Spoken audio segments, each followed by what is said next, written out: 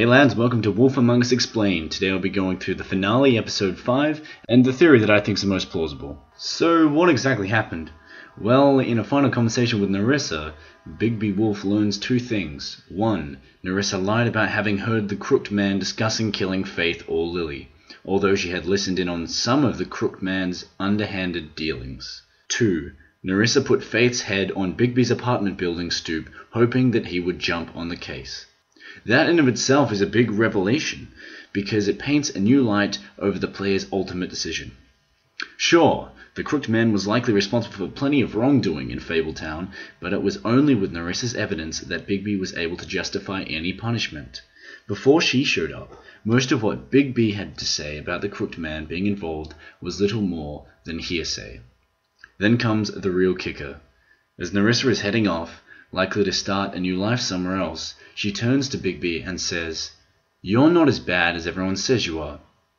This instantly triggers Bigby's, and by extension the player's, memory to a similar exchange between Faith in episode 1.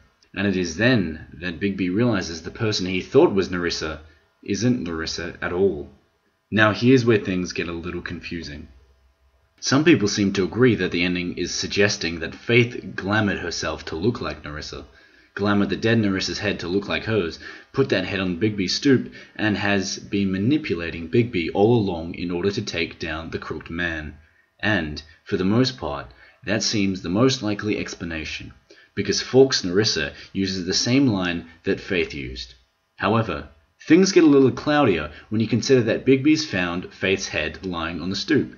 If this head were actually Nerissa's, then, like Lily's, you would think the glamour would wear off at some point.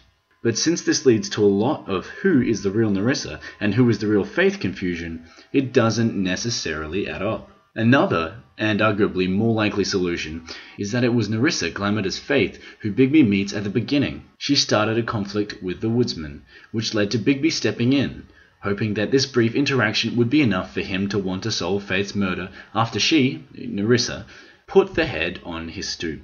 So, putting it all together, it was Nerissa who had been manipulating Bigby all along, forcing him into an investigation that ultimately leads to the Crooked Man. Then, as episode 5 concludes, players are faced with one last choice: follow Nerissa/Faith or let her go.